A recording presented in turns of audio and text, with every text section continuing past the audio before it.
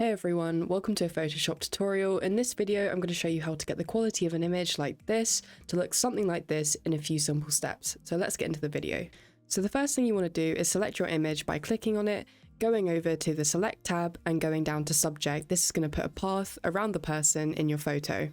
This isn't always going to be accurate, so by using the Quick Selection tool, you can then zoom into your image and clean up any imperfections that the select path didn't quite get in the first place.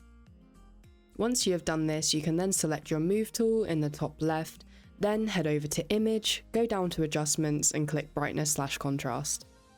Then play around with these sliders until you're happy with the way that your image looks. For this image, I put the brightness on 40 and the contrast on 20, but this will be personal preference. Select OK, head over to Image again, down to Adjustments and select Exposure. Again, this is personal preference, but play around with these sliders until you're happy with the way that your image looks.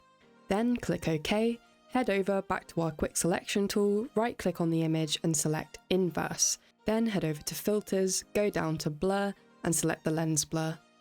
Now we're able to play around with the blur filter, so head over to the right again, play around with these sliders until we're happy with the way that the background looks with our subject. Once you are done, right click on the image again and press Deselect.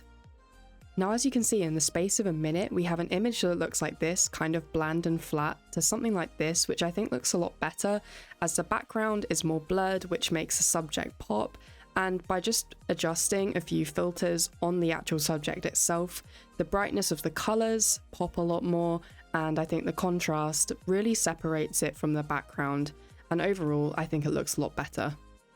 Thank you for watching this video. I hope it was helpful. If you have any suggestions for what you'd like me to do in some future videos, then please put it down in the comments below and I'll see you all next time.